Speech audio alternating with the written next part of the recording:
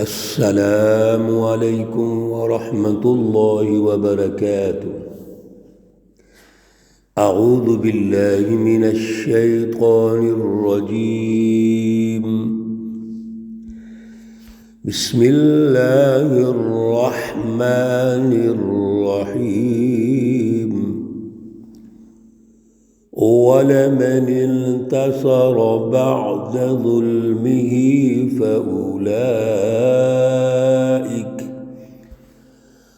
فَأُولَئِكَ مَا عَلَيْهِمْ مِنْ سَبِيلٍ۔ صدق اللہ العلی العظیم۔ اللہم صلی علی سیدنا ومولانا محمد النبی الأمی وعلى آلہ واصحابہ وبارک وسلم وصلی علیہ۔ معزز سامعین و سامعات، سورۃ الشورى پارہ نمبر 25، آیات مقدسہ نمبر 41، 42 اور 43 ہیں۔ اللہ رب العزت ان آیات کا فہم اور شعور عطا فرمائے اور عمل کی توفیق اور صلاحیت عطا فرمائے۔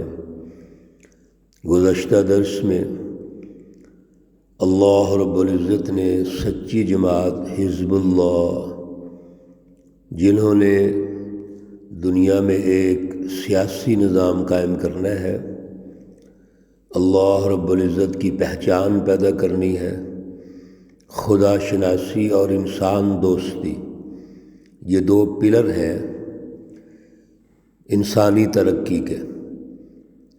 جب تک اللہ کی پہچان کسی سوسائٹی میں نہ ہو، اللہ کی رٹ غالب نہ ہو، اور جب تک انسان آپس میں ایک دوسرے کے ساتھ محبت، پیار، امن و امان سے نہ رہیں تو معاشرے ترقی نہیں کرتے۔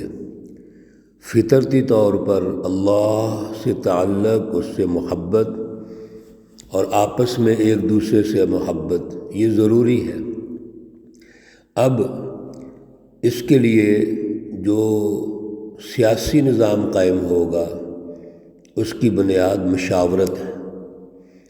اللہ رب العزت نے ہمیں قرآن مقدس، کلام مقدس کی شکل میں قانون دے دیا ہے۔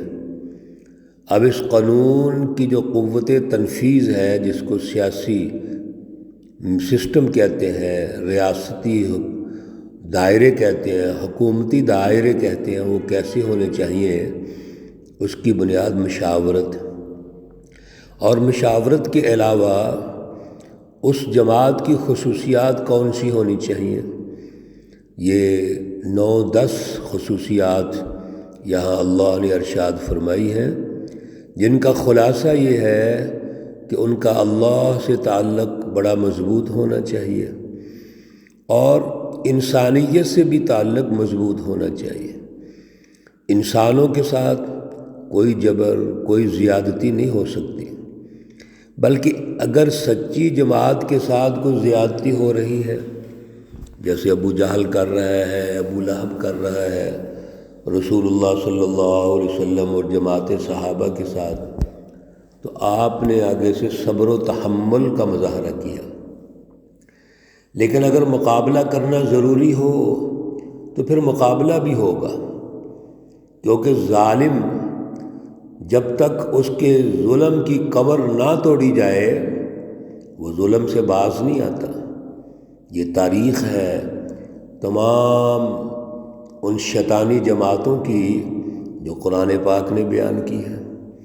ہر ظالم نے ظلم خود ختم نہیں کیا، بلکہ اس کے مقابلے میں اللہ کے سچے نبیوں نے جد و جہد کی، تحریکات چلائیں، جماعت سازی کی، اور پھر میدان عمل میں اترے اور ان کا مقابلہ کیا۔ اور اگر مقابلہ ہو جاتا ہے تو وَجَزَاءُ سَیِّئَةٍ سَیِّئَةٌ مِثْلُهَا، پھر اس کے بدلے میں وہ انتقامی کارروائی نہیں ہونی چاہیے۔ جتنا انہوں نے ظلم اور زیادتی کی ہے، برائی کی ہے، اتنا ہی ان کو سزا ملنی چاہیے۔ لیکن اس کے باوجود اگر معاف کر دیں تو اللہ کے پاس اجر ہے۔ اسی چیز کو آج کے درس میں اللہ رب العزت نے مزید آگے بڑھاتے ہوئے جو ارشادات فرمائے ہیں، وَلَمَنِ انتَصَرَ بَعْدَ ظُلْمِهِ، اور جو کوئی بدلہ لے اپنے ظلم کے بعد، یعنی مظلوم ہونے کے بعد، جو اس پر ظلم ہوا ہے، زیادتیاں ہوئی ہیں، اگر انہوں نے بدلہ لے لیا، اور بدلہ تو اتنا ہی لینا ہے جس کا دائرہ طے ہو گیا ہے، فَأُولَئِكَ، پس یہ وہ لوگ ہیں، مَا عَلَيْهِمْ، نہیں ہے ان پر، من سبیل، کوئی الزام۔ اگر یہ سچی جماعت ان سے بدلہ لیتی ہے، ان کو سزا دیتی ہے، تو ان پر کوئی الزام نہیں ہے، کوئی ان پہ انگلی نہیں اٹھانی چاہیے، بلکہ وہ تو اپنے دفاع میں سب کچھ کر رہے ہیں۔ ہاں الزام ان پر ہے، انما السبیل علی الذین، بے شک یقیناً الزام ان لوگوں پر ہے، یظلمون الناس ویبغون فی الارض بغیر الحق۔ دو چیزیں، ایک تو یظلمون الناس، لوگوں پر انہوں نے ظلم کیا، تو جو ظالمانہ نظام قائم کر کے لوگوں پر ظلم کرتے ہیں، ان کے حقوق سلب کرتے ہیں، مہنگائی پیدا کرتے ہیں، فرقہ واریت پیدا کرتے ہیں، انتہا پسندی پیدا کرتے ہیں، اور ظلم کے جو اثرات بد ہیں وہ تو لمبی لسٹ ہے۔ تمام تر سیاسی اور معاشی نظام تباہ ہو گئے، جس کے نتیجے میں پورا سماج اور معاشرہ تباہ ہو گیا۔ یظلمون الناس، الزام تو ان لوگوں پر ہونا چاہیے، ان ظالم طاقتوں پر، شیطانی جماعتوں پر۔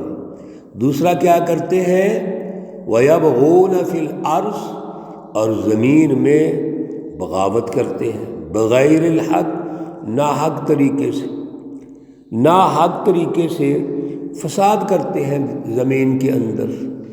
اور یہ فساد کیا کریں گے، ناجائز اختیارات کا استعمال، وسائل رزق پر قبضہ اور قدرت پیدا کرتے ہیں۔ اور جب اللہ کے وسائل پر قبضہ کر کے اس کو روک دیں گے، انسانیت تک نہیں پہنچنے دیں گے، تو یہ سب سے بڑا فساد ہے۔ تو اسی طرح ناجائز اختیارات کا استعمال کرتے ہیں، سیاسی طور پر غلبے کے بعد متکبر ہو جاتے ہیں، ان میں ضد آ جاتی ہے، اللہ کے مقابلے میں آتے ہیں، اپنے آپ کو سب کچھ سمجھنا شروع کر دیتے ہیں، اور عمل بھی اسی طرح کا ہوتا ہے۔ اور اگر نام نہاد مسلمان حکومتیں ہوں تو نام اللہ کا لیں گے، عمل اس کے الٹ کریں گے، منافقانہ کردار ہوتا ہے، ایجنٹی کا کردار ہوتا ہے، بڑی بڑی طاقتوں کے سامنے سر جھکاتے ہیں۔ اللہ فرماتے ہیں، اولئک لہم عذاب علیم، ان کے لیے دردناک عذاب ہے۔ دنیا کے اندر عذاب یہ ہے کہ جب سچی جماعت غالب آئے گی، ان کا احتساب کیا جائے گا، اس کی مزید تفصیلات آگے آ رہی ہیں۔ اور آخرت میں ان کے لیے عذاب یہ ہے کہ انہوں نے اللہ کا مقابلہ کیا تھا، اللہ کے رسولوں کا مقابلہ کیا تھا، اور آج وہ اللہ کے دربار میں پیش ہے اور ان کی کوئی سنوائی نہیں ہوگی۔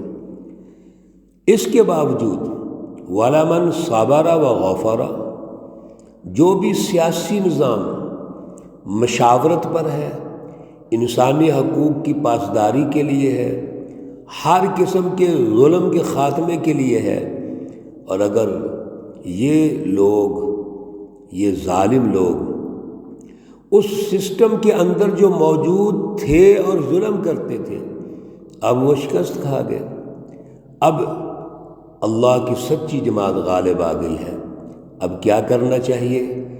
کیونکہ حکمرانی سچی جماعت کے پاس ہے، حکومت ان کے پاس ہے، اختیارات ان کے پاس ہے، تو کیا ان سے لازمی بدلہ لینا ہے؟ نہیں، بلکہ فرمایا وَلَمَنْ صَبَرَ وَغَفَرَ، اور جس نے بھی صبر کیا، برداشت کیا اور معاف کر دیا، إِنَّ ذَلِكَ لَمِنْ عَزْمِ الْأُمُورِ، بے شک یہ بہت بڑی ہمت کا کام ہے۔ وہ سیاسی حکمران جو قوت تنفیذ حاصل کرنے کے بعد اپنے مخالفین کو معاف کر دیتے ہیں، یہ بڑی ہمت ہے۔ فتح مکہ ہوا، رسول اللہ صلی اللہ علیہ وسلم کے سامنے جتنے بھی مخالفین ہیں، دشمن ہیں، وہ سر جھکائے کھڑے ہیں۔ پوچھا آپ کے ساتھ کیا سلوک ہونا چاہیے؟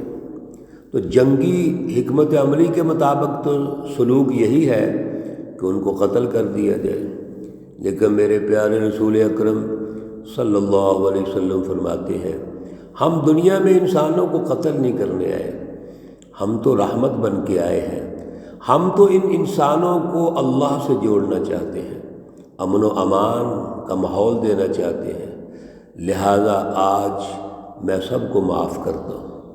میرے عزیزو، اصل میں معافی وہی ہے جو قدرت ہونے کے بعد ہو۔ ایک انسان کے پاس قدرت ہے، طاقت ہے، اختیارات ہے، اب وہ معاف کر دیں، اصل میں یہ ہے معافی۔ جب انسان کے پاس قدرت ہی نہیں ہے، طاقت ہی نہیں ہے، تو پھر انسان دل کے دل اندر ہی کسی کو معاف کرتا ہے، اچھی بات ہے یہ بھی، لیکن اصل معافی تو اس وقت ہے جب وہ آپ کے سامنے کھڑے ہیں، جب شکست کھا گئے، اختیارات آپ کے پاس ہیں، آپ چاہیں ان کو ذلیل کر سکتے ہیں، آپ چاہیں ان کو قتل کر سکتے، جو چاہیں کر سکتے ہیں، لیکن اللہ نے جو سیاسی طور پر حکمرانوں کے لیے جو سچی جماعتیں ہیں ان کے لیے جو پالیسی دی وہ معافی کی پالیسی ہے۔ میرے پیارے رسول اکرم صلی اللہ علیہ وسلم نے ایسے ہی کیا ہے، صحابہ اکرام اپنے اپنے ادوار میں ایسے ہی کرتے رہے ہیں۔ ہمیں بھی آج اپنی نجی زندگی میں بھی اس کو اختیار کرنا ہے، اور اگر اللہ کا نظام غالب ہوتا ہے، سچی جماعتیں غالب ہوتی ہیں، تو وہ بھی قومی بنیادوں پر ہم آہنگی پیدا کر کے ایک دوسرے کو معاف کرنے کا جذبہ ہونا چاہیے۔ اسی سے قومیں ترقی کرتی ہیں، قومی نظام تشکیل پاتے ہیں، قومیں سیاسی طور پر داخلی مضبوط نظام کرنے کے بعد بین الاقوامیت میں داخل ہوتی ہیں۔ اللہ رب العزت ہمیں اعلیٰ شعور عطا فرمائے۔ اللہ رب العزت تمام بیماروں کو شفائے کاملہ عاجلہ مستمرہ عطا فرمائے۔ اللہ رب العزت تمام مرحومین و مرحومات کو جنت الفردوس میں اعلیٰ مقام عطا فرمائے۔ ربنا تقبل منا انك انت السميع العليم وتب علينا انك انت التواب الرحيم، وصلى الله تعالى على النبي الأمي محمد وعلى آله وأصحابه أجمعين برحمتك يا أرحم الراحمين۔ السلام عليكم ورحمة الله وبركاته۔